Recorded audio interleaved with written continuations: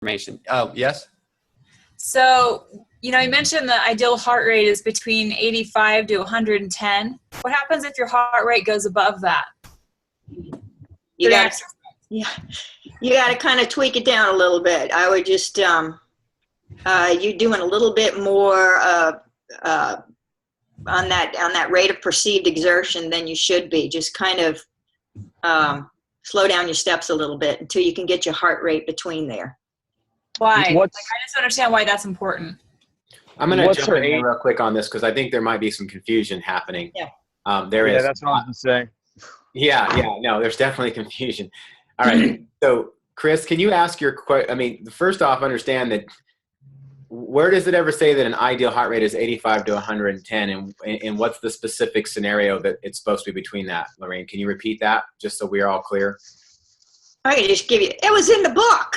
No, it's just, that's pretty much giving you an idea of where it should be. Nobody says it needs to be. Now, ideal for what? For when you're at rest? If you're deconditioned, or no, rate of perceived exertion, what your heart rate should be when you're actually doing your moderate exercise. Okay, well that would be extremely low considering most people sitting down in their chair that are deconditioned are at 85 to 100 beats per minute. Yeah. Down. So there's a little misinformation there. So Chris, we'll talk a little bit more offline. Because most people that I exercise and train, because I do heart rate training, work out, anywhere between 140 to 170 at their moderate. Yeah, and there's some physiological stuff. So let's not, that's a little bit micro for us to even be talking about on this conversation. Right. But I will say that if you read the book, it gives you some ideas, and obviously working with a fitness conditioning specialist can help you refine that. So right, exactly. Good. All right. Thank you. You got it. Okay, so we have for the doctor's call, fully integrated client, Miss Gina Sternfels on, and she's been fully integrated from day one. She knows some of this stuff better than I do, which is really awesome, and that's why she's on the webinar sharing today. Thank you, Gina.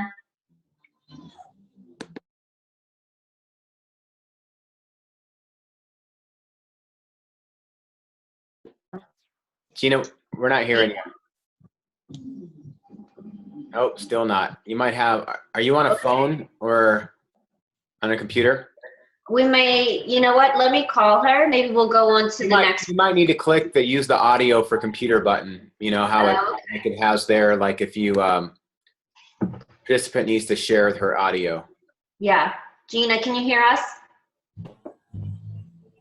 Can you click share your audio? Okay. Yeah, she's still talking, but nothing's coming through. Yeah. Let's, I'm going to give you a call. You can call in. All right. What's the, y'all want to go on to the next speaker while we're waiting for Gina? Yeah, that'd be great. Okay. Who's next, Martin? Who's up? The next is the Habits of Health call and the webinar with Daniela and her team. So Daniela, are you? Good morning, everybody. Morning. It's good to see you all. So I'm going to cover both of these today, and next week I'm going to have some guests helping me out. So excited to see all of you this morning. The Habits of Health call was led by Nancy Pettit, and our own Martin Forbes was a guest on that call as well. So Nancy began by kind of sharing her journey, how she had started back in 2002 on this health journey, and this is now her 11th anniversary. She really shared how she utilized the Habits of Health system, how she had to really reset her mind and her image of herself, and the kind of basis of this call was really the Stop, Challenge, Choose, and how how this has helped her. And she was talking about that there's always a lot more to do in terms of our health, no matter where we are, who we are, what path we've been on, how we can work with healthy sleep, healthy mind, on that, sharing that was important for her personally to do, and how she had to kind of reestablish a new image of herself. It was hard for her to get into her mind, the smaller person. So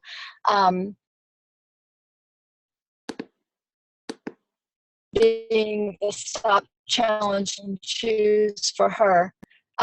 So, and then Martin Forbes kind of shared, you know, some of his history and how he had put forth some effort into getting healthy in the past and actually injured himself, trying some other things, you know, doing some really aggressive workouts and things like that. And then, you know, was shared Take Shape for Life and was able to really start making some positive changes and has been successful for 3 years and down 65 pounds. And there was conversation on what he was doing to sustain himself. And again, a lot of, you know, it was a lot of the mind and where's the mind at, and that always working toward the next goal and setting oneself up to keep moving forward. So it was a nice call in terms of the longevity of, you know, what's possible with Take Shape for Life, and how dreams really can come true, and how we can invite others to just join us on, you know, whatever part of health they are trying to personally improve or achieve. Very good, Daniela. Thank you for giving us that feedback. Oh, sorry. Yeah, your audio was a little bit sketchy though, but we got the gist of it. So thank you for sharing. I think it's just the bandwidth on the phone or whatnot. But we've got basically looking forward. There's a big theme of movement and getting exercise in this week. And it seems like that's kind of where we're headed with people, is to help them to embrace all of the habits of health, not just the, you know, the eating side of things or just the healthy thinking side of things. It's the movement and getting in that. And there's so much evidence that when we move our bodies properly, what it does to get oxygen flow, to get certain endorphins to release, what we call the happy-go-lucky drugs start going off in the body. And it actually helps with learning and cognitive learning patterns. So very good. All right. So who's up next? Daniela, do you have somebody else? I think that might be me again, because I'm doing the... Oh, your audio cut out again on us. Martin, what does it say on the agenda that Daniela was covering? Can you hear me? You're in and out. I just want to verify with other people just by a nod of heads. What was it hard to hear her audio? Yes or no? Yeah. So we're gonna go ahead and move beyond you, Daniela, just because of the audio connection that you have right now. It's just too broken up to want to go forward. And then so we'll see if we can come back to you if it makes sense. All right. Do you know, Sam, if we got things hooked back up with Gina? Or can you hear me now? This is Gina. Yeah, Gina, we can hear you just fine. Okay. Okay, I'm on my phone. I'm so sorry. I'm learning all this new stuff and everything. And just like everything else over the past month, it's something else I'll achieve with all of y'all's support. So thank y'all so much. I've been doing this for about a month, and basically, I don't know if I'm supposed to just say what I'm thinking right now, but I'm just absolutely loving all the support in all of the different ways it's offered. I'm really glad I'm on this call.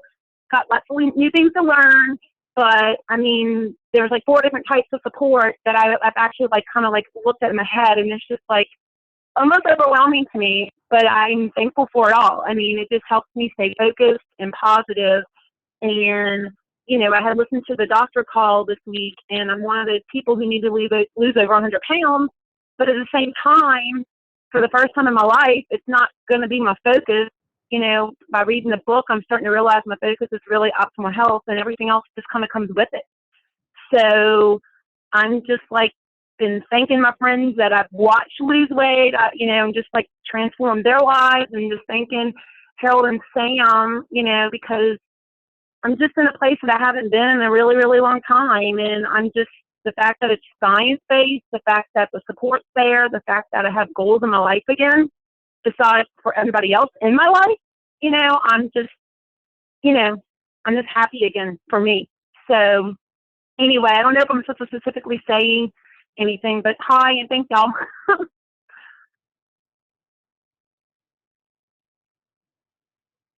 Uh-oh. Can y'all hear me? Well, that's great. Thank you. Yeah, we were all on mute. We were just listening to you. And Sam, did you have anything you wanted to share in just response to Gina, or anything else encouragement-wise? Is she coaching with you? Oh, can you guys hear me okay? I think Sam. I can hear you. Yeah, I think Sam's video is frozen. So we don't know what happened with her. All right. Well, thank you for sharing, Gina. It's so great to have you on. This is a fun morning with all this technology and getting things. Well, at least it's not just me. That makes me feel so much better. No, it's all good. It's just the theme that we're in. We're persevering with each other and learning and growing. This is awesome. And so moving forward, let's take a look at what we have next. Martin, what do you have on the list? And next we have Christy Scroggs' team, and she has her topic was leadership and the nurses call, and she has that covered by Erica Zelaya and Eric Anderson. So go ahead and take it away, Erica. You are muted. Unmute you. There you go. Exactly. And how do you say your last name, Erica? Zelaya. Zelaya. Okay. It's spelled. Is there a K in there? No, did I spell it wrong? I was typing Yeah, fast. okay. Yeah, it says L-A-Y-A. That's why. It says Erica Zakaya. I was racing to get on. I'm sorry. That's yeah. all right. I'm Nicaraguan, so. That's right.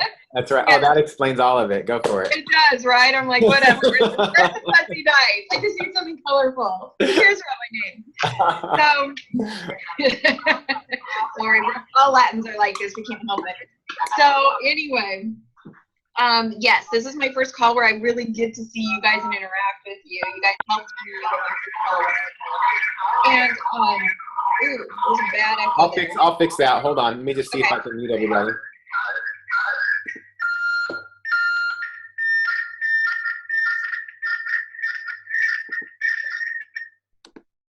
Okay, and we'll go. There you go. Okay, so I listened to the leadership call, and I listened to it twice, actually, because I wanted to really wanted to hear all the benefits of it.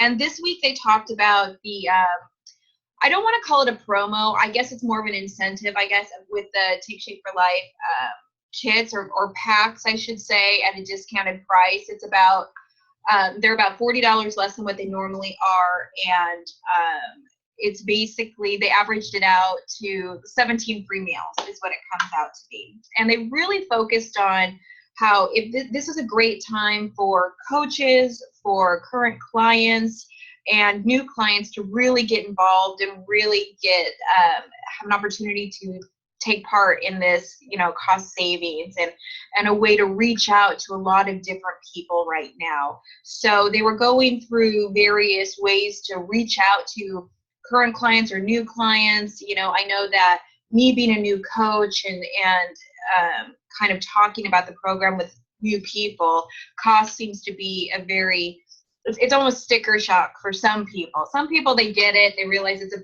beautiful savings just for everything you get with your coach and your support calls and everything else. But some people, it's a little bit hard for them. So this is just another way to help get them integrated into the program at more of a discount through this incentive. I found that based on the call, some of the different aspects of how people are approaching this were very different, and something really resonated with me that I don't think it meant to for the purpose of the call, but what it was is that someone, and I believe it was one of the Millers, and Brian Miller is who I think it is, Brian or Brad Miller, I can't remember the name, Brad. And he was talking about how he's so excited about sharing this program, and it's not about selling, it's about sharing.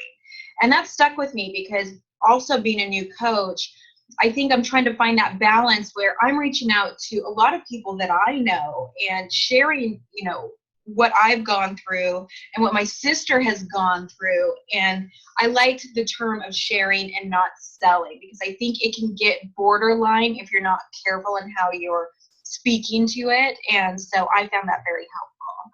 But I think it is a great program right now with, the benefits of being at a cost savings for the next couple of weeks. And I think it is another way to reach out to, based on the call, clients that maybe have said no in the past, because they just couldn't afford it, or maybe it wasn't the right time, and just giving them a call, just saying, hey, guess what?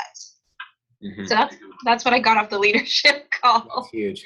Well, thank you. And I think the biggest thing, just after hearing you share, Erica, is for those of you who want to know how to maximize the benefit and help as many people get healthy as possible, is to listen in on that leadership call and listen to how Brad Miller and the others are using it.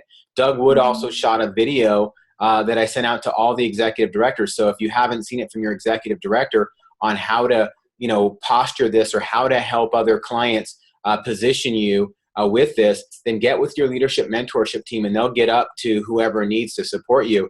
But there are some of you, I've talked to some coaches who just within one day of letting clients know about this thing that's going on, have had 4 people in a day sign up and say, I want to get going. So you have to know how to posture it and position it.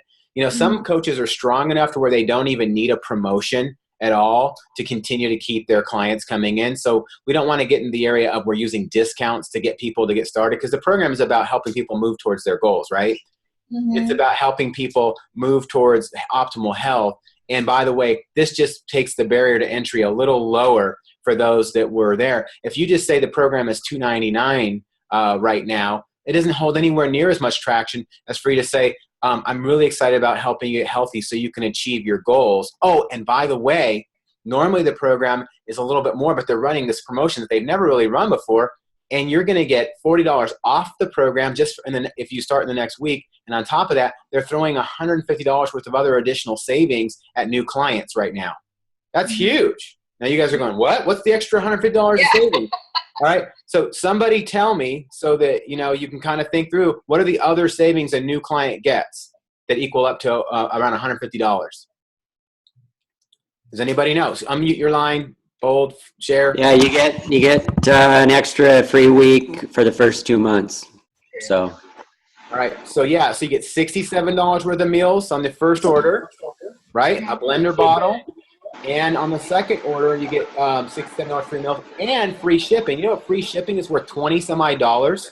Yeah, it is. All right. So when you add all that up, 67 plus 67 plus 20 plus 20 plus the free blender bottle, you're well over $150 of savings for a new client, plus the $40 off. So if you don't know how to posture like that, then get with your business coach and mentor so you can learn that. It's all about how you bring up things, but it's got to be about their goal and why they want to do this first. And then, oh, by the way, oh my goodness, you're not going to believe this. Then there's that other part. Does that make sense? Makes a lot of sense. Yep. Cool. Love it. Thank you for sharing. Listen to those calls, guys, because that's where you're going to get the detail. All right. Martin, who's up next on the list? And it was Eric Anderson, but he had is Eric still available? I know he had a 9:30 meeting to get to. Okay, I'm not sure if Eric is still there because it's past 9:30. Okay, then that was Eric Anderson who's going to do the nurses call. Okay, so I think for the sake of time, we'll kind of change the format on that and cover any hot topics. Was that Eric, the last one there, Martin? Yes. Okay. Yes. Great. I'm just going to test the background noise and see if that was yours, Martin. Yeah, for some reason, I muted you, and then all of a sudden, whatever feedback was in the back went away. So, all right. Is there anyone else, and feel free to unmute your line to share, that feels like there was something they got from a call or a takeaway that you just really feel like you want to bring out, or a question? Because this isn't about rushing the call just so we can stay on an agenda. This is about us actually getting what we need to move forward in our life and in our business. So please, does someone else want to give a highlight of the nurse's call or something that was a key takeaway? Unmute. Go for it, Linda. Okay. The nurse's call today, this week was by Jan Paxman. It was on the 17th. And it was about how to influence your family and close friends, which is something that is very much something that I need. Because I found that for some reason that area was so hard to that was a hard area for me. I think that they're the toughest sale for what not sale, but I mean I don't mean sale like I'm selling to them, but I mean they were the toughest characters to deal with. And one thing that Jan said was to just continue to display random acts of help. And one of the things I've done in this area is to just like elicit my friends and family to keep me accountable for my own health as far as exercising, because I probably, am guilty of being lazy, and I probably could exercise more and hold myself accountable more for that. So I've kind of elicited them to help me do things to keep myself healthy. That was one of my areas that I worked on. And also, Dan called to mind chapter 6, 8, and 10 of the Habits of Health book to, as far as things that you can do to display random acts of health. Perk up your pantry, get and use healthy cookbooks, set up cooking dates for friends and family to make healthy meals, which I love doing, and remove, all those trigger items in the home. Cook for your household as much as possible. She suggested about 4 times a week, but as much as possible.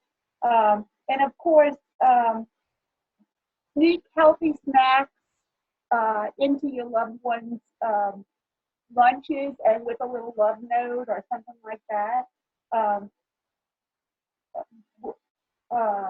Prepare new dishes in healthy ways. Choose to have healthy rest. Plan outdoor activities for your family, like take the kids and your husband, wife, significant other, and go out and do something outdoors. We did that the other day. We went fishing, and it was nice just to get outside, breathe the fresh air, and be in the outdoors.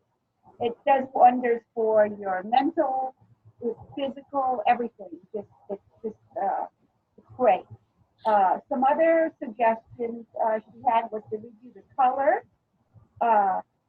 colors in your dining room.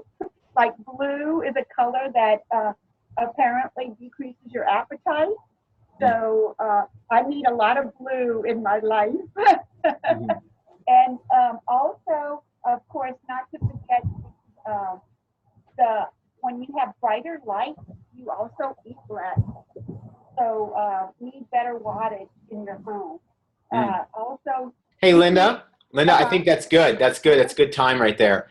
So there's so much there, and you covered so many great things about the nurse's call. And when you start looking at just overall what we can do to influence, I love the whole random acts of health, and remember, this is about being healthy with people and not trying to do it to them, and sometimes it's easy with family to want it so bad for them that we're trying to do something to them, and they can smell that a mile away. And before you know it, they're running away from us, right?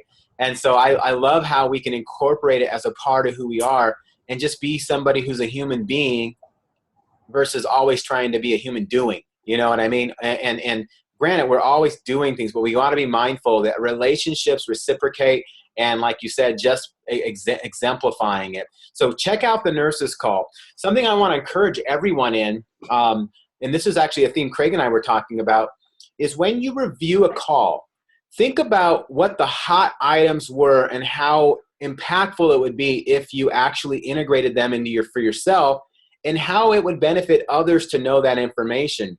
So that when you share a call, think about how you want to almost leave us wanting to want to go listen to that call for relevancy. So as an example, if I'm listening to the leadership call and they're talking about how they're going to be let's say about the upcoming Go Global event, which, by the way, everybody who's on this could actually qualify to go to Go Global. I'm not sure if you knew that. It's pretty exciting in Austin. And let's just say there was a breakthrough topic on there about how you can qualify and go as an executive director in the next 60 days so you can be there, and how we could actually have your room paid for and everything else. It was phenomenal. You guys, you want to go check it out. They're given action step-by-step instructions. Done. You see how that went? I didn't tell you anything about how You're going to do it? But who would like to go global with me? I'm just out of curiosity. And have an actual action plan and have enough income that you could pay for the registration, pay for the airfare, and qualify as an executive director. Or who of you has a team member on your team that you would love to bring with you to go global, have them qualify and go with you? You see what I mean? So a lot of times when you review a call, you don't have to give us all the details about the call. You just have to give us why the call is relevant. Does that make sense? And you have to make it relevant to who? To us, right? Not just to me and my lens. So this is literally the essence or the epitome of being a great coach, because a great coach seeks to understand the relevancy in others, right? What they want, what matters to them. And therefore, and I love this word matter, because matter can mean something that means a lot, right? It matters, it makes a difference, it's important, you know what I mean? That matter can mean a lot of things, but matter also in physical terms means it has substance, right? It has space it takes up. It actually can be good. And so we want to move things just from the aspect of it matters emotionally to making it actually a physical thing that happens. Our dreams that become reality. And if that seemed too philosophical, you'll figure it out if you think about it over time. You take what matters and you actually make it physical matter. You connect the dots on that? You got it? Boom, boom. All right. So yeah, really, when you're talking to somebody, you really only have them for a few minutes, their attention. We learned that in when I was studying for my master's. Yep. And so I totally got what you said. That's huge. And so we want to basically leave them wanting, oh my goodness, what else can I get from that call? What else could I get if I decided to have a conversation with you? What else, if I started working with you as a client, would I get? Because wow, but we don't want to give all the details, but give them enough to get them to that next level. So that's actually a perfect segue into our next area. We're going to talk a little bit about sharing with people and how we go about sharing in such a way that has them seeing themselves succeeding and saying, you know what, why not me? And yes, let's go ahead and take that next step. So are you all interested in actually having what the actual formula is for helping a person make that decision to choose health in their life? You okay with that? Okay, notice that was me asking versus telling this is what we're going to do. I'm asking, do you want to enter into that? And one of the great coaches and leaders, mentors we have is Kim Fisk, who's gone through this connections process, which we've brought up multiple times. There's a reason why we keep bringing this up, is because it is about connecting. And it's not really about just collecting yes, okay? What she talks about is that if you can have people in a conversation saying yes, that means you're asking the right questions. And if you're not getting a lot of yeses, you're not usually asking the right questions. There's, of course, other reasons people don't say yes. They either, one, don't know the relevance, which means you probably haven't asked the right questions, or they don't have trust, which means your past history of life or manner of the way you were hasn't quite given them the identity of what you're doing now and who you've evolved to. Does that make sense? Because it's really tough. I mean, I used to be the sales guy, literally. And so as the sales guy, people kind of, if they're not ready to be sold, unless they want what I have to sell, they already automatically think, what's he going to be selling? Does that make sense? And even though I've changed my ways into sharing and finding out who wants to join me, they still have that old world. And that's why with your family, they see you as whoever you are, and they don't necessarily see you as the identity of this transformational living expert, right? And maybe you haven't rose to that level yet, or they don't see that you have this powerful association with other transformational living experts. So what we've got to do is we've got to be able to share in a way that looks attractive and that actually shows the relevance that we have in other people's life, so they can say yes to it without feeling awkward. So with that in mind, what I'd like to do is I'd like to basically just have a couple of you just share your basic, when you're sharing, you don't have to think about the close. You don't have to think, when I say the close, like I'm going to get this person as a client. You don't have to think about that. You don't have to think about how I'm going to share the program with them, and how there's the habits of health, and there's the coach, and there's the the bio network of support, and the healthy, there's that other thing we have called the meal plan, the 5-in-1. It's so funny because I've gone so far beyond it being about food that I actually even forget we have a meal plan. That's pretty awesome. So isn't that cool? Like, whoa. Okay. So what I'd like to do is I'd like to have a couple of you just share your story. And your story basically is the one from the perspective of you were relating to a client. Okay. So this is like we talk about it, the 1-minute share story. It can be 2 minutes. It's okay. And so what I'm going to do is I'm just going to go ahead and do this little, thing. Remember like how in the breaking movies, they would do like a little wave with their arm. You know how they do that? Breaking. And what I'm going to do is I'm going to point to somebody. You know who I just pointed at? I just pointed at Sam. Sam, you're sharing your story. Bang, just like that. Now here's the thing. Don't be afraid to start. If I see your Zoom camera go away and you fall off the screen, I know what we need to coach you on next. I know who's watching. All right, go ahead. Okay, hold on. Let me get my timer up. Serious. All time. Well, I've been in fitness for many years as a fitness professional, and at very inopportune times on that, I was basically doing everything the wrong way. It just was not sustainable. Although I was my area's best personal trainer, voted that 3 years in a row, and I was known for getting results. What I realized when I look at myself and also my clients is just that it was not sustainable. And not only did that not make me feel good, but it made me feel like I lacked integrity in what I was wanting to do for my clients. And so what I found for myself was quite simple, that my foundation was wrong, that my foundation was built upon exercise first, and most importantly, instead of where it should be nutrition and mindset and health, with or without exercise. And exercise is a huge component of that. But what happens if I got injured? What happens when life happens, like it did with most of my clients? And so when I saw that, and also the link between the lack of community and just things that by myself I couldn't duplicate, I realized that I needed systems, I needed tools, and I needed just to be simple. Not only am I a fitness professional, but I'm a mom, I'm a wife, and I want to be that first. Not having to cook hours upon hours in the kitchen so that I can be at my ideal weight. And so the beautiful thing is that I reversed that last year. I reversed the foundation and I put it to test. I didn't exercise much, and I'm not proud of that, but it happened. But through the habits of health and having a foundation of health, I was able to stay at my ideal weight that years in the past, I had to do hours upon hours of exercise on a weekly basis. So that's it. All right. I just muted myself and everyone else. That was great, Sam. Thank you for sharing that. And it's just, you said some things that I think are powerful, and I'd love to get some other people's takeaway.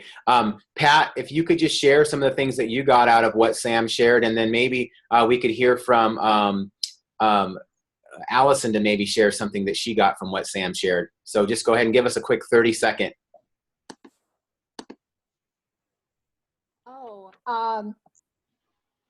I think my takeaway was how different everybody's story is, because first was based a lot on her profession, maybe. And where I look at mine is quite a bit different because of where I'm at. But it's the passion, how you put your emotions into it and your passion when you give it. That's what is really, I think, important. Oh, thank you for sharing on that. And so as we look at, your story, Sam, it's just like, I think about how you talked about you're a busy mom and your family really matters to you. And for you, having simplification in your life was really key, and there's a couple other areas I'll share. So I'm going to go ahead and pass it over there to Allison and just see what, Allison, you have to say about what you got from Sam. Yeah, well, same story, and I kind of are similar in the same way, but mine is always that it's not about exercise and exercising, that you can get to your healthy weight and still be healthy by eating. So kind of changing those foundations, because even with mine, everybody thinks that I just went back to running marathons and all kind of crazy stuff. And when I tell them that that's just not true, they all kind of just assume that that's what I've done. So knowing that you can get the same results and not have to spend hours in the gym or on the road and away from family is a big part of the story that hits with me with Sam's. Huge. Okay, so Allison, what you just shared are a couple key things. Is that it related to you because, wow, do I have to spend this much time? A lot of people don't choose to get healthy because they just don't think they have the time to. And they've tried it a certain way. They have a certain structure and a belief there. How is that relevant? I'm just curious to look at the rest of the group. And this is really important. I want you to know there's two things that we're doing here. Not only are we learning how to share our story, but there's actually something else we're learning about being a team right now. And I'm just going to tell you right ahead of time. It's about empathetic listening and really connecting. And it's about being present in the moment and putting yourself in the shoes of the person who's talking and not just trying to empathize with them, but becoming them. So I'm going to give you that challenge as before. We're going to keep going. We're going to have one other feedback about this. But when the next person shares, I would like for you to actually not just listen, but become them. And that'll be tough because you are seeing, and we all see through our own lens of our own life experiences. So just because I'm not a mom with all that doesn't mean that I can't try and get into her head and throw out the fact that I am a guy and I am not a mom staying at home.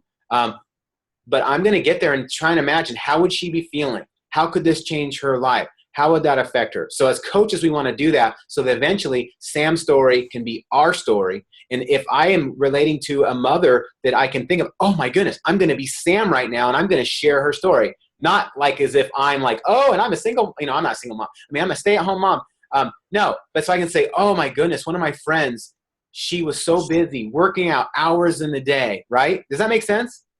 That's why we want to learn these stories, because as much as Pat was sharing from her perspective about passion, about what she got out of Sam, she is going to have one day meet somebody who that story is going to be more relevant than Pat's story, right? Completely. And I'm going to hear Pat's story at some point, and I'm going to be like, if I try and share my story with that person, it might not be the same. So, all right. So I just curious back to the group.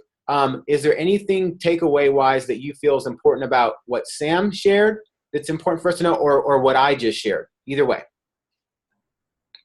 I'll add, excuse me, if I can add something to that, Alex, from what you and Sam both shared, is when we're trying to be empathetic and get into their shoes, and then we're listening to Sam's story, we're seeing it, even though we want to put ourselves in her shoes, we're seeing it through our lens, we're seeing it through our environment that we grew up in. So if she relates a story as far as her childhood or working out, we go back to an image that we can relate, whether it's our street, whether it's our house, whether it's something that we can put a picture to, that as we're being empathetic to her, we're in our environment, we're feeling, trying to get that feeling, but yet with that memory that we have.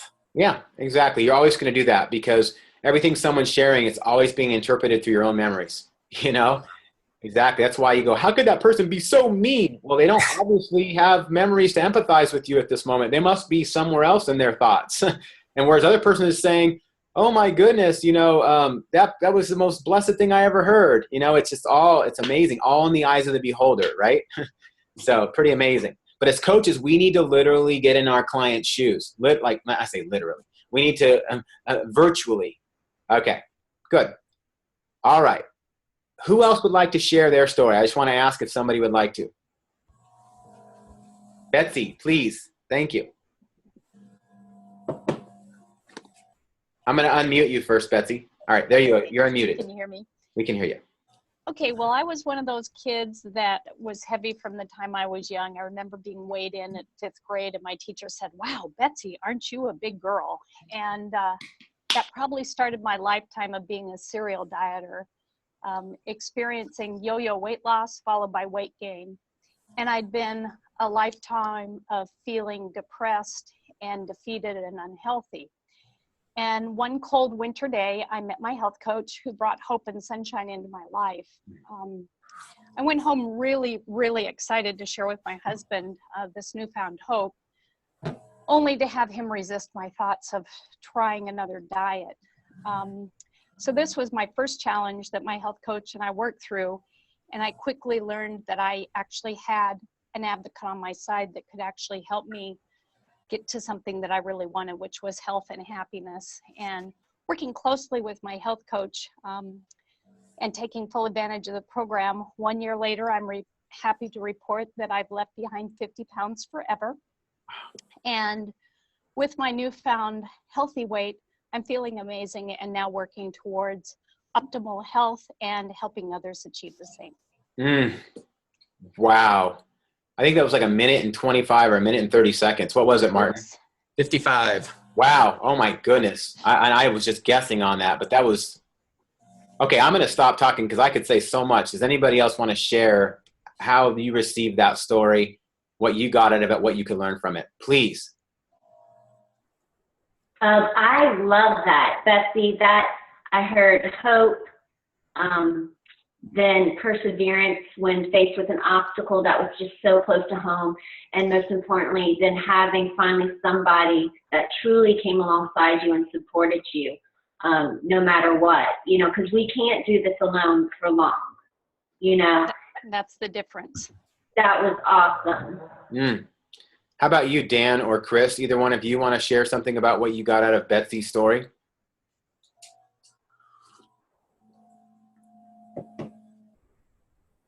Oh, there we go.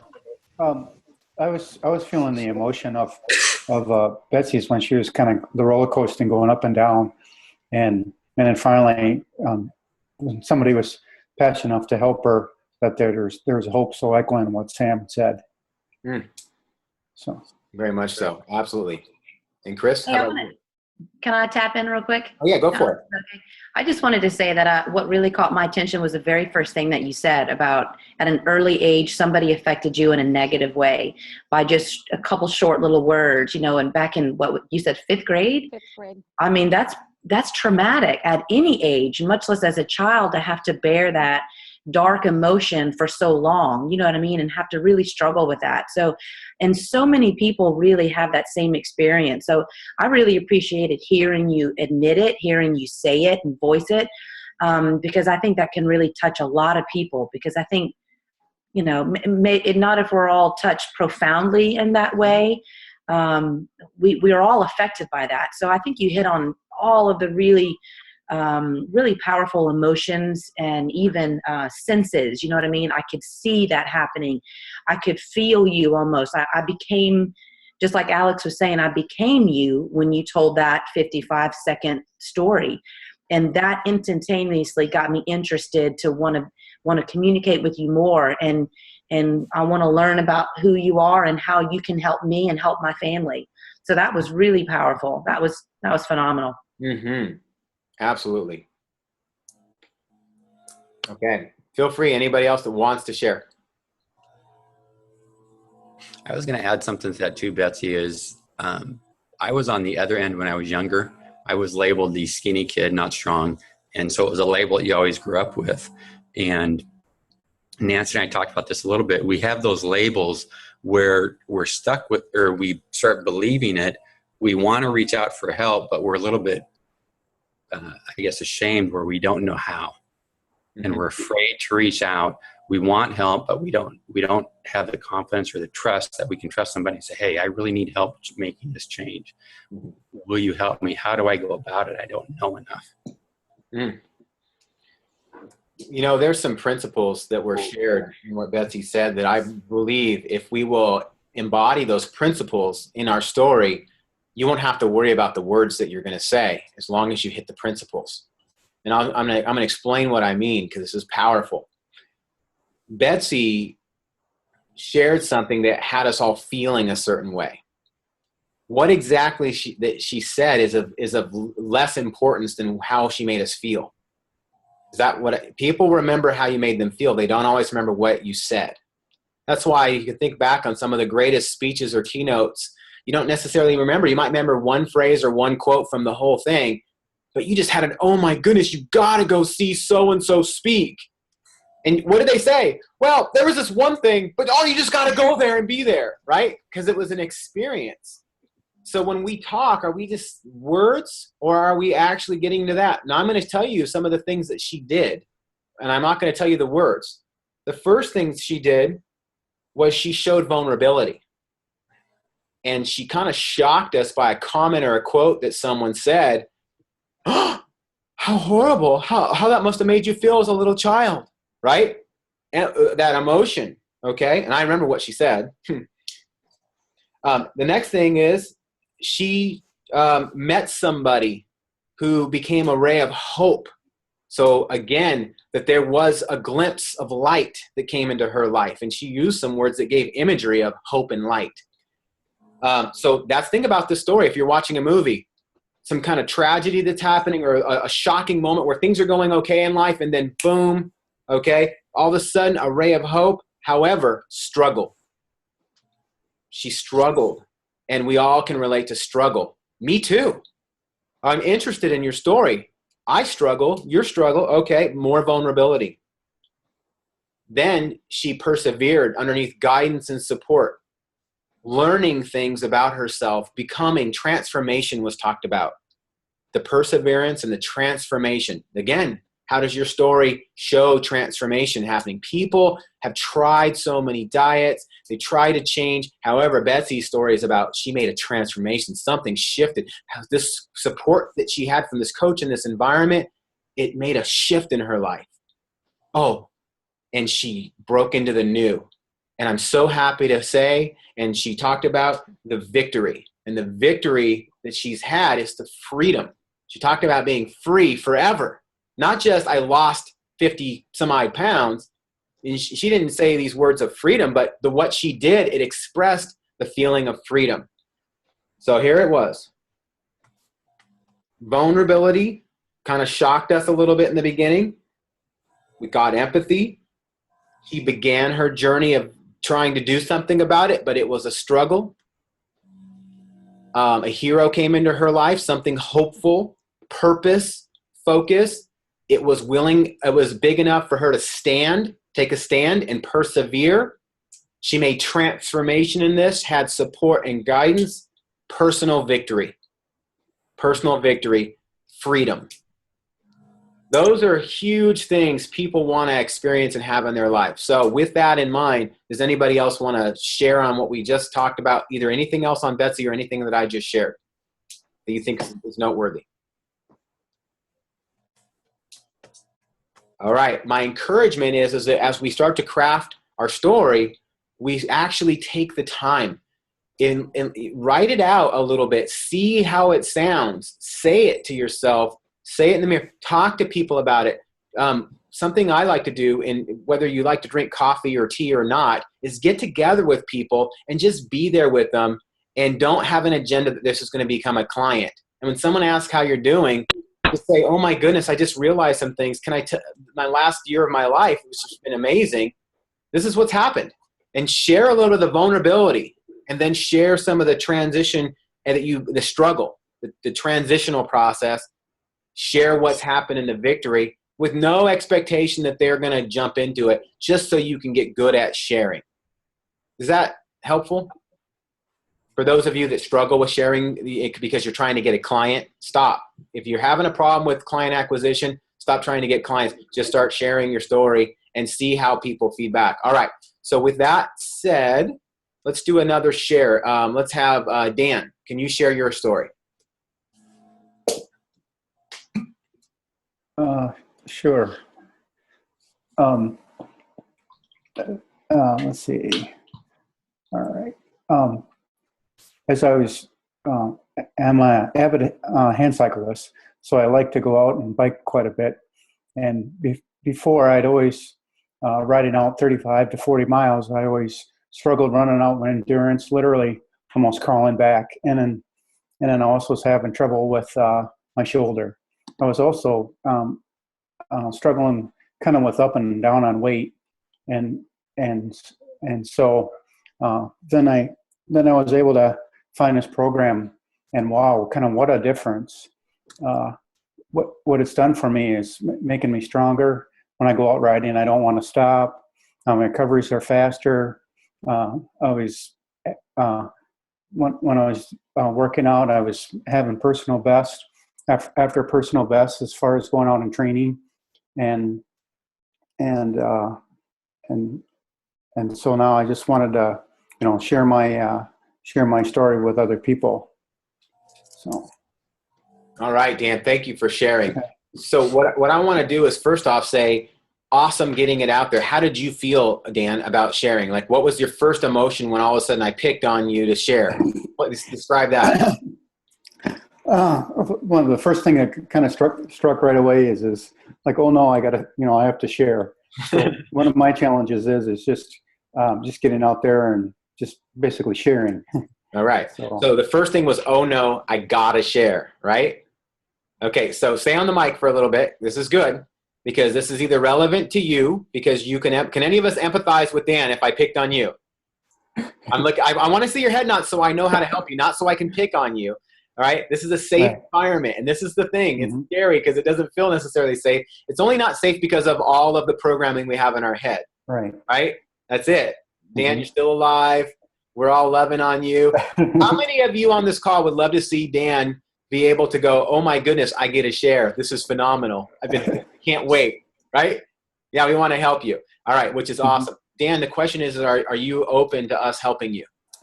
Oh, absolutely. Fire away. All right, this is awesome. Good. All right, so we're going to build you up.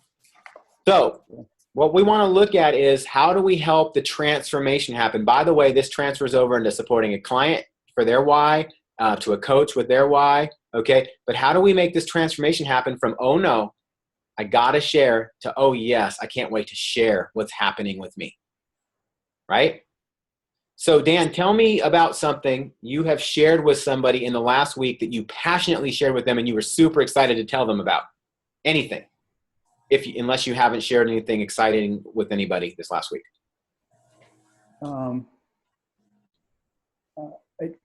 I think for me, it's getting over the initial hurdle of sharing. And then once let's say I start talking about hand cycling, it doesn't take very long that I become very passionate about speaking about hand cycling. So something that I can relate to. Yeah.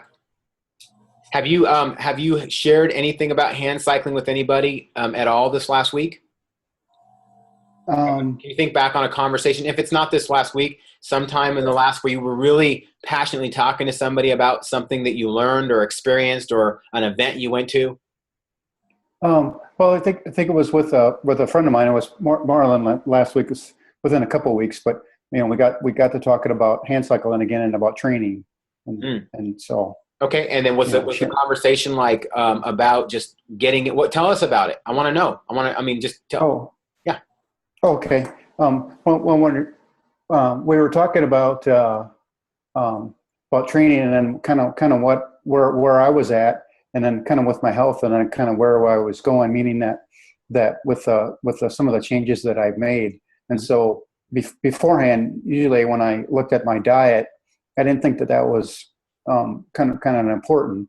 And of course, as we age a little bit, and so to get stronger and faster, diet becomes almost like number one. And so when I was relating my story with that, and then I was relating kind of the training that I was doing, and then that person kind of was asking more questions about kind of for me on how he could improve his training and where he wants to go as well. And so reflecting on our training, meaning that I just don't want to be out there the one telling them what's going on with me. I also want to be inquisitive, and when we're sharing, kind of building that relationship and sharing and then asking him questions on kind of his goals and where he wants to go as well. So. Okay, so very good. So now, everybody, I know some of you might have to go because we're into like a little bit of after time here. So I want to find out, is there anybody here who has any questions before we go? Because I'm going to show you something that could be breakthrough about helping not only Dan, but us when we share. So does anybody have any questions logistically that has to run off this call but wanted to know anything before I go into this? Okay, so here we go. So Dan, this is going to be you and I talking for a second. Okay, so as you're sharing with your friend, okay, and you're talking about just something you're already passionate about, let me ask you this. How do you feel when you talk about hand cycling? Just how do you feel?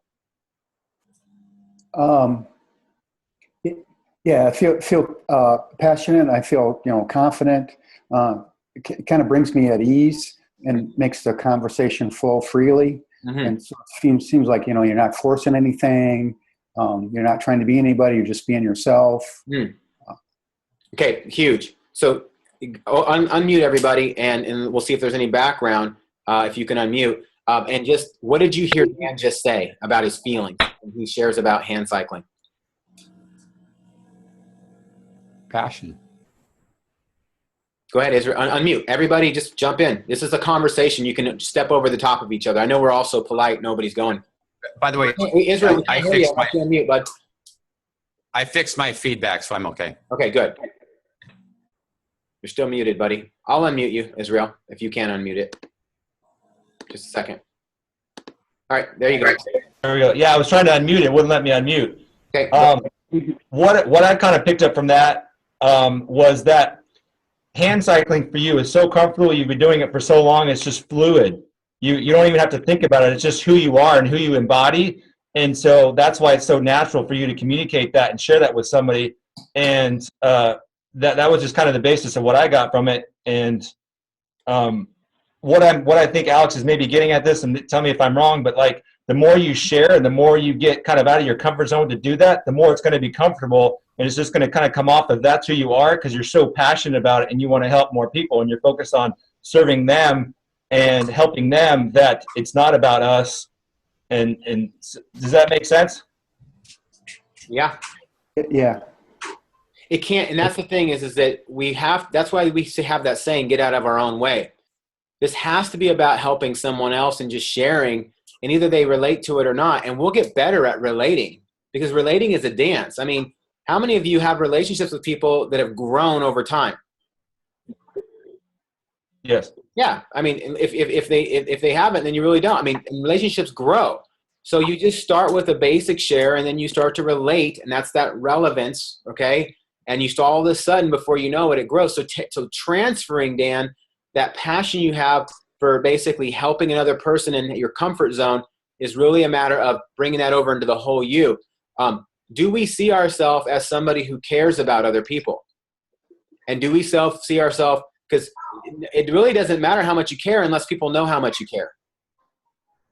Think about what I just said. It doesn't matter how much you care unless people know how much you care, right?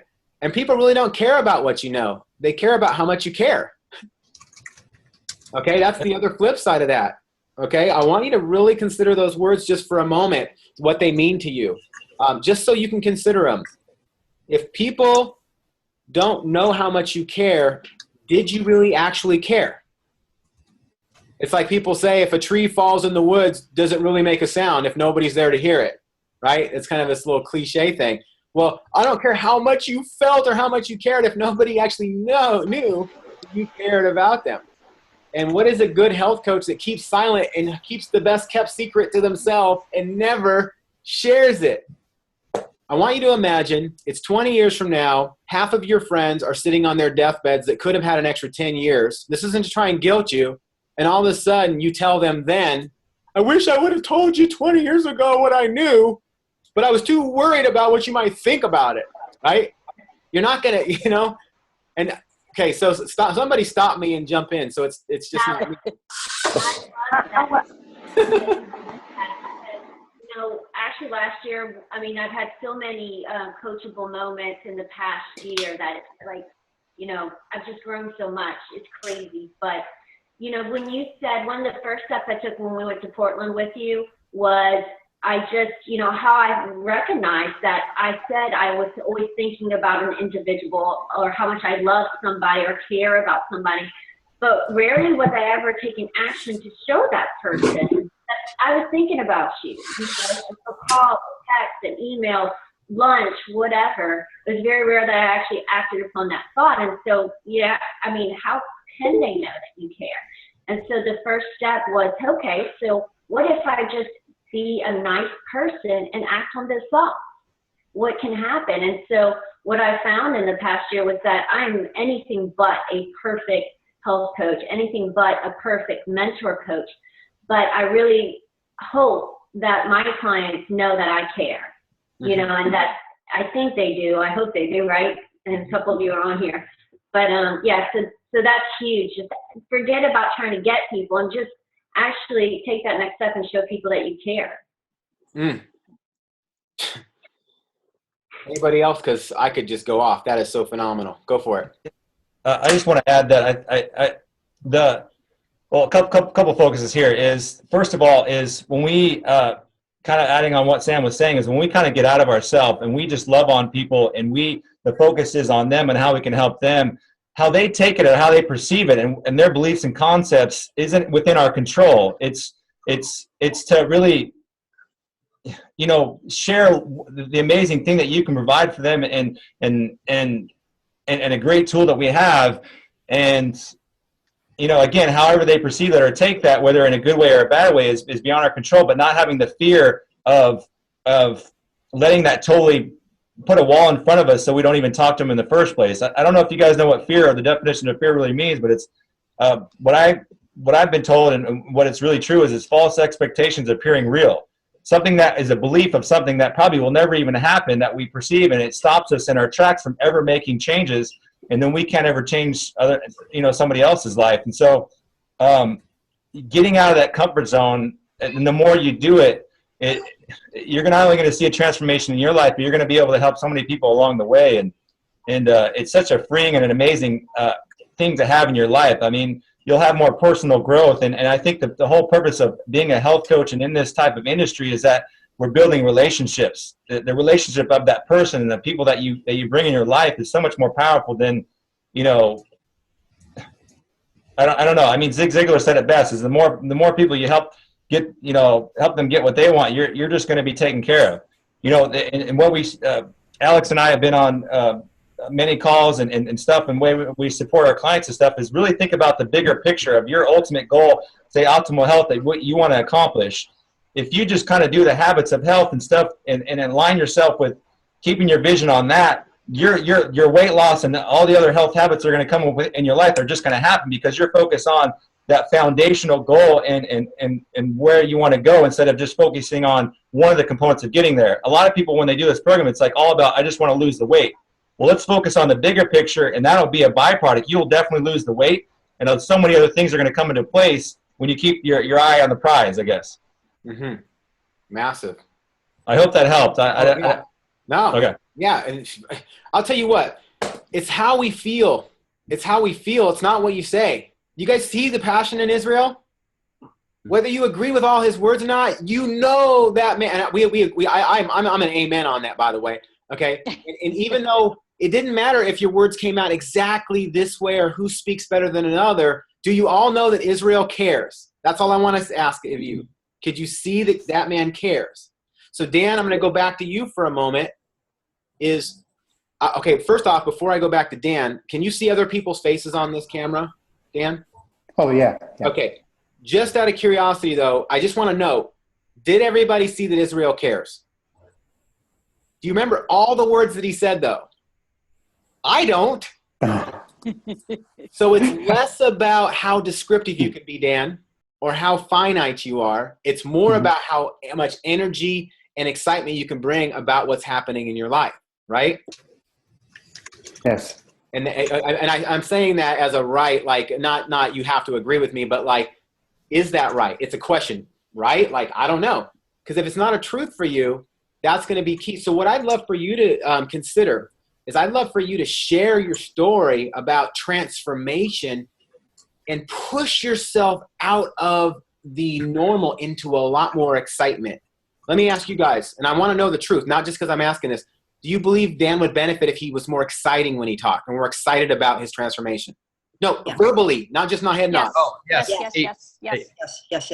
Okay, so now somebody describe, because Dan says, I can't remember what the words were, Dan. When I said, are you okay if we coach you? What did you say? Oh, yeah, absolutely. Coach away. Coach away. So somebody now tell him, when he talked, tell him, like, where was he at on the radar screen with you? Were you like, oh, I'm completely excited about this, or it's just facts? Be honest. Dan? Yes. Betsy speaking. I empathize totally with where you were at, because it's like, oh my gosh, he's signaled me out. I've got to now speak. And the fear was getting away because I kept trying to feel the empathy and the excitement in you talking about cycling, but it's almost like you were so paralyzed that you didn't let your excitement for your cycling show. And it's kind of like reading something. If you're just reading it and so worried about the words are coming out of your mouth right versus just letting the emotions flow. And that was the difference I saw, is the fear was stopping you from really showing your enthusiasm about cycling. Mm-hmm. Yeah, so if I could just add to that, like, just reflecting back on my, that's exactly what happened. I think you're exactly right. I got paralyzed, and through my talking, I couldn't get over that paralysis, so to speak. Mm. So would you like a tool that will help you almost immediately build up? Alex, can I add something on that? Please, yeah.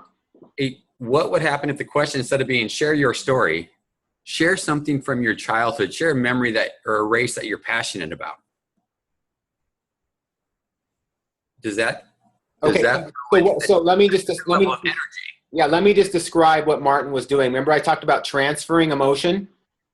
That's exactly where I was headed. So this is what my encouragement, Dan, is like what Martin was saying, is when someone asks you a question about what you do, the first thing you want to condition yourself is to go to the happy place. One, do I like the fact that I have made health changes in my life, and how would I feel if this person in front of me, life was made better and they were living on cloud 9 because they met me? How would you feel if you knew you could see a year from now that this person was, how would you feel? I'm just curious, what would the emotions be for you if this person just had a life transformation and their life was just so amazing because they met with you? The first thing that gets to, how could I not want to be able to help that person? So I mean, immediately that you want to transfer or get rid, or like you said, transfer your emotions to go to that happy place and want to be able to help that person. I mean, why wouldn't we want to do that? Yeah, well, I think if we can find that happy place as we think about this, and I think someone has said these terms, fake it till you make it. But the reality is do you want it? So that way you don't have to be fake. Do you want to be happy? Do you want to connect with people? And understand that people are attracted to attractiveness, right? Right. Attractiveness is not just the way you look, it's the way you sound. As a matter of fact, attractiveness is 70% tone in that regard. How many of you seen Susan Boyle sing on that thing where she sang this brilliant voice? What was that, on some English show with Simon Cowell? It was British America's Got Talent. She's not a very physically attractive person in regard to the world's standard of what attractive is, right? She's a heavy-set woman who's 60, or looks like she's 60, but she was actually 40 or something.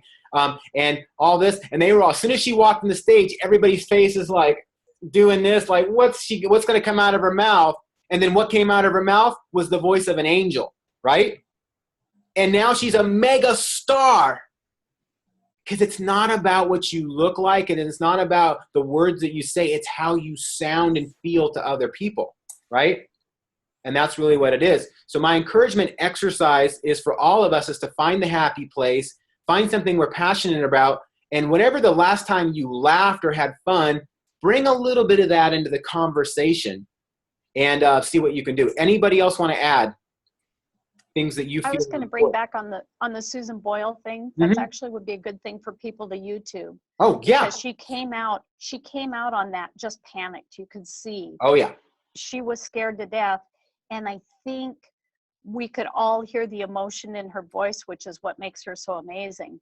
But for all of us, if we could drop the fear, and I'm speaking from experience, if we can drop the fear and just act like the person we're talking to is a long lost friend that we're just kind of filling in on what's been happening in the last 5 or 6 years of our life, let the feelings of the relationship come versus the fear of rejection.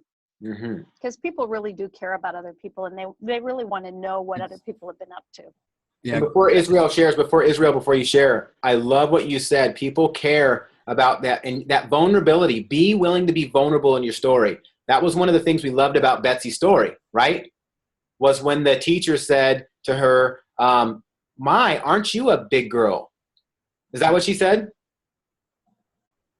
Betsy? She froze. Betsy's froze. But it's almost before Israel. It's almost kind of like if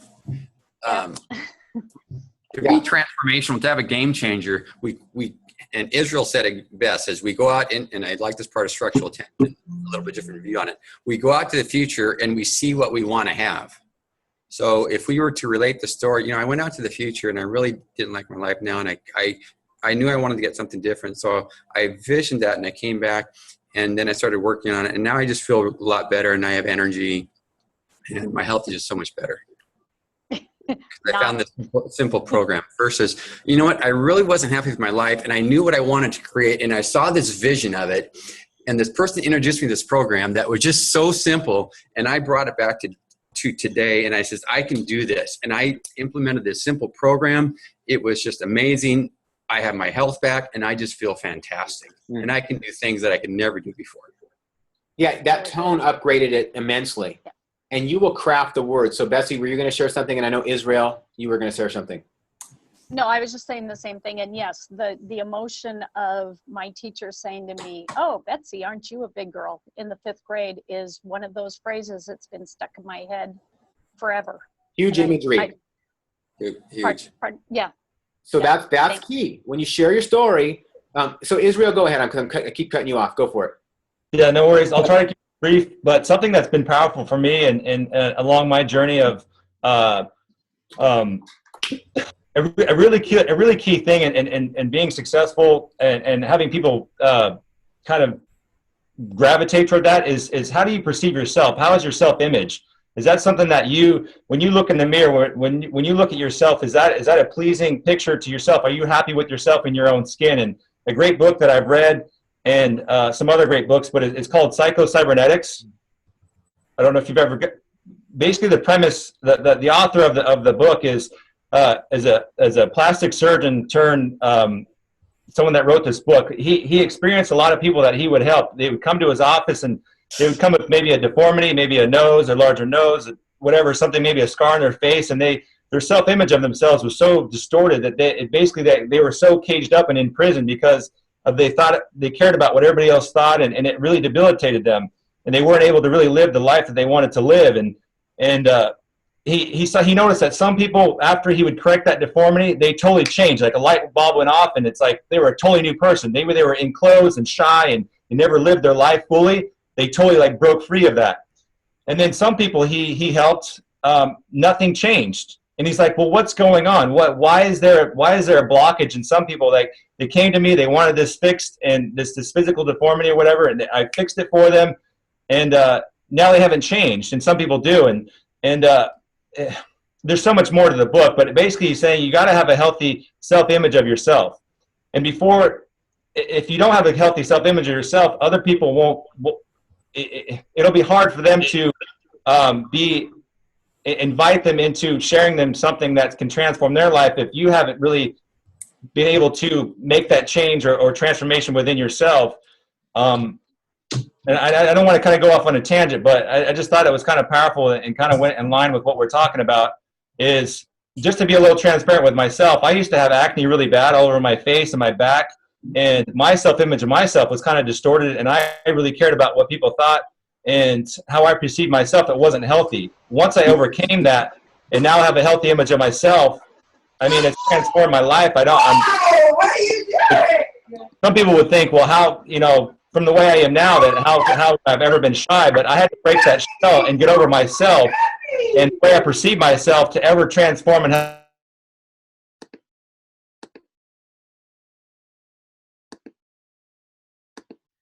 Sorry, Israel, we had to get that background.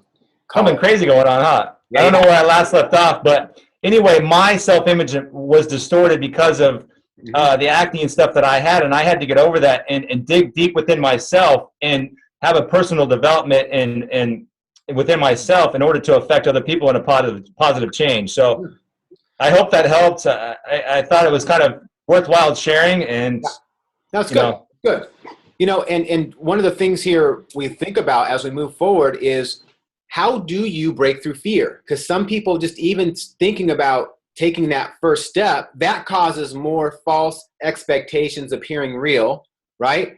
What if I do that? Then I'm going to have more judgment, and they get stuck, right? You ever feel like you're stuck?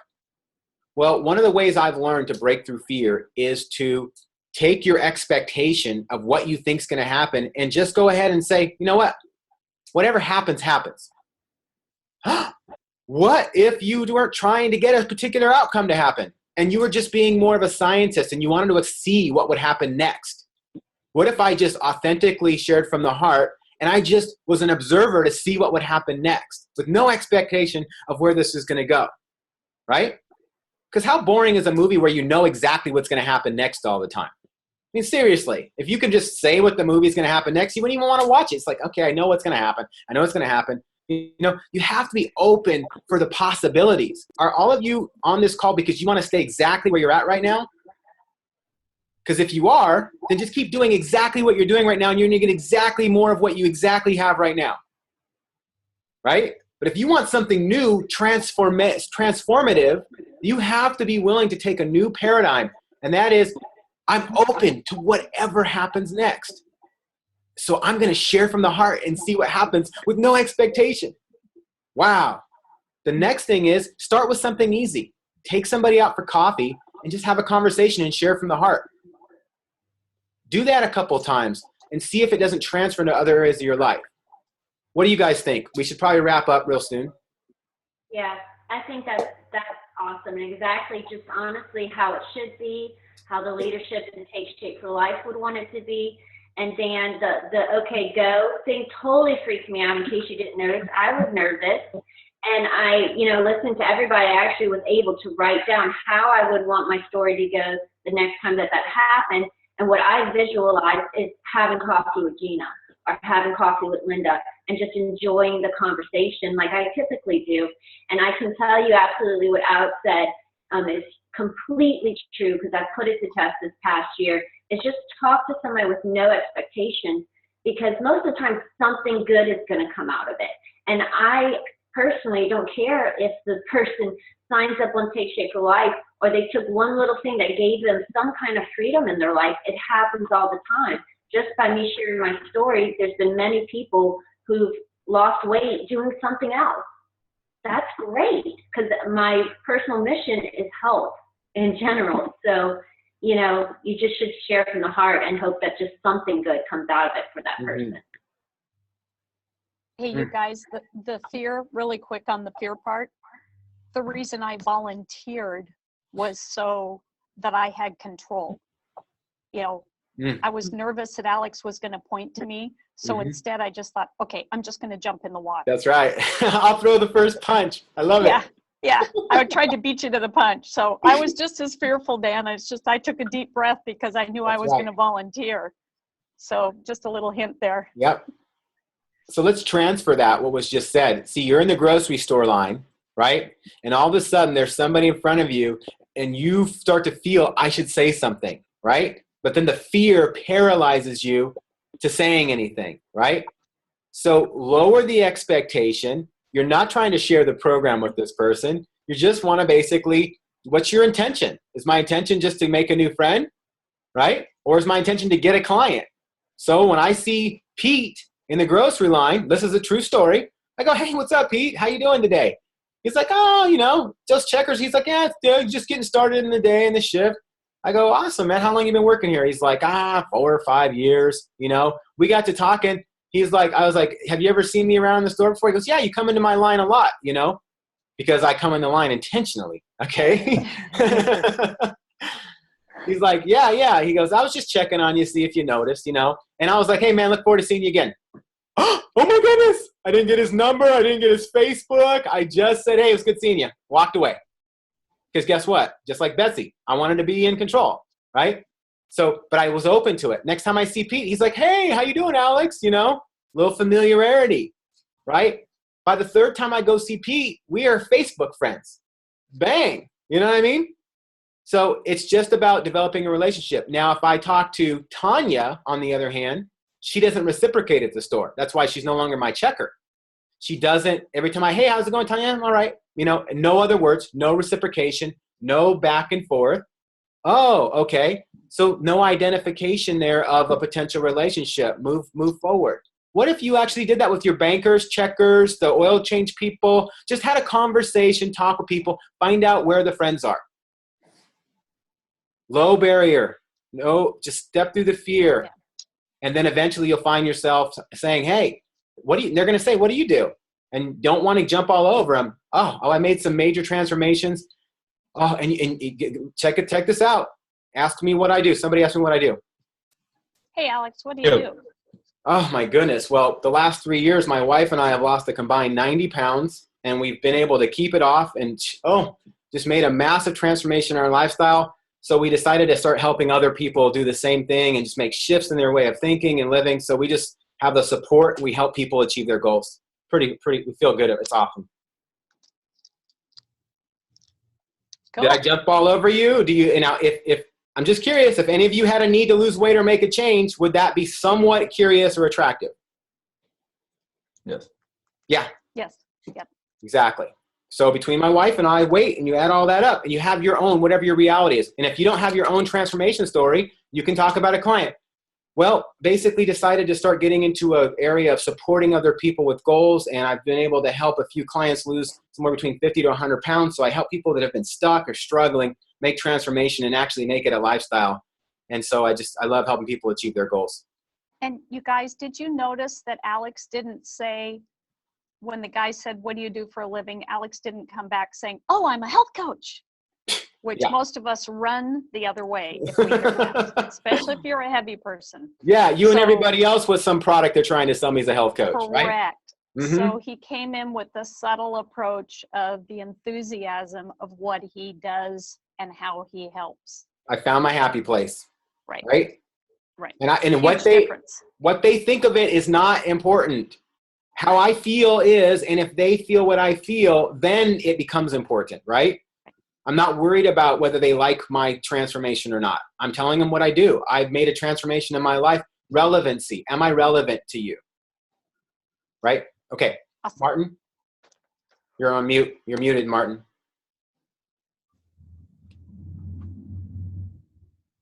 I'll unmute you. There you go. Oh, I guess we had unmute at the same time. You do it. Okay. And what was great about that is you kept that to about 20 or 30 seconds. Yeah. Just quick, short, relevant, upbeat, positive, and then it ended you kept it to 30 seconds so they can actually engage in the conversation. Leave them wanting. Leave them wanting. If they So instead of talking for 2 or 3 minutes, it's I do this and keep it short. So on this whole thing, if you want to learn what I did, it's on the connections process. We have a document and form. If you don't have it already and you don't know how to start listening to this process, get with your business coach and mentor and say, I want to start working on the connections process. We'll help you through it. Bring your excitement and your energy. If you do anything, let people know you care about what it is that's changing your life. And if they can't hear it and see it, or the tone isn't there, it's not really real. Our brain does not react to status quo. If I say, tell me something that happened in your childhood, you're typically going to tell me something that was extremely, extremely exciting and happy, or extremely tragic and dramatic. Either way, it's on an emotional high or it's on an emotional low. We don't remember the mundane, right? They're not going to remember you if I say, well, I coach a program where we have the habits of health, we have healthy meals, we help people lose their weight. It's 2 to 5 pounds of fat per week. Okay. Yeah. Okay. Yeah. It's completely it's completely transformed my life. Yep. It's complete. Huge transformation, Martin. Emotions overwhelming. So Dan, that laugh and that smile that you're doing right now, that's how you need to share right there with a laugh and a smile. Someone asks you what you do, you start laughing. I dare you, Dan, to just respond to what Martin just said, but I want you to smile and laugh as you respond. It'll take me a little bit to get over that. How many of you guys like that right there on Dan's face? It takes you a little while to get over that. We feel you, Dan. We feel you.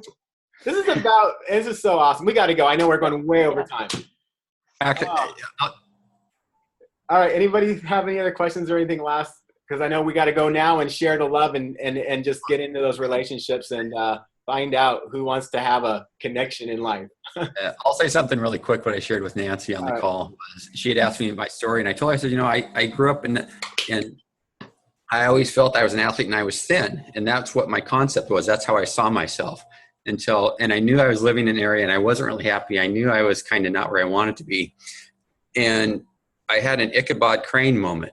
I actually when I looked in the mirror, I was seeing myself as I was. I went by a mirror and had an Ichabod Crane moment and saw myself as I am because I didn't have my head on my body. And the first thing that came out was a lot of negative self-talk, starting with you. Second word was fat, and a couple of explicatives after that. So I knew that's not where I was, and that's not where I wanted to be. Yeah, it's about transformation. And it's about, going there. Gina, it was nice seeing you on the call too. Glad to have you on for your first time. Everyone else, all right, let's go out there and see how much we can feel and how much we can share and get to know other people this week. Get with your mentor coach if you need some specific work. Talk to you later. Bye. All right, thanks everybody.